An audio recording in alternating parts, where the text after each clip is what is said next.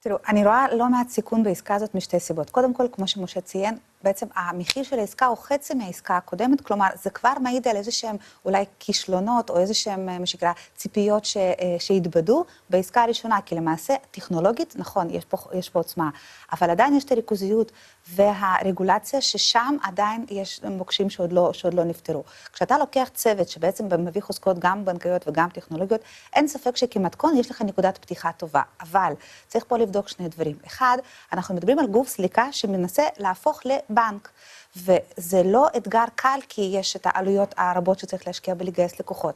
וכן, אני מסכימה עם מה שנאמר פה, שהתרבות בישראל היא כזאת שאתה נשאר בבנק, ואתה לא ממש מחליף אותו כל שני וחמישי. אבל אתה רואה פה סינרגיה, הטכנולוגיה של אש, ובסיס הנתונים שיש לישראכרט, שהוא משמעותי. אוקיי, לגבי בסיס הנתונים, בואו רגע נדבר על בסיס הנתונים. בסיס הנתונים בעצם, ישראכרט הוא הגוף סליקה המרכזי של בנק הפועלים.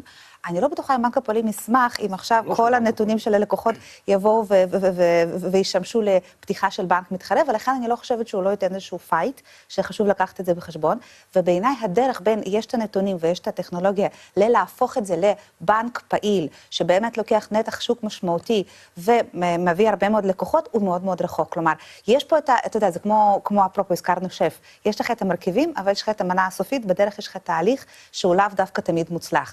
ואני חושבת שפה בעצם יש לא מעט... לעשות את זה, זה ישראכרט. אני לא בטוחה. מישהו יכול להוביל מהלך כזה, לדעתי הגוף הנכון, במקום הנכון ובזמן הנכון. אני לא מסכימה, כיוון שאין לו באמת את הניסיון הבנקאי הלכה למעשה, ובעיניי דווקא שילוב של גוף זר, של בנק זר מחול, יכול היה להביא אימפקט הרבה יותר משמעותי, ובעיניי אני מסכימה עם מה שנאמר מקודם על הנושא של רגולציה, שככל שאנחנו נראה רגולטור יותר מעורב, ורוצה יותר לדחוף למהלך הזה לבוא לידי ביטוי, אז אנחנו נראה גם יותר הצלחה.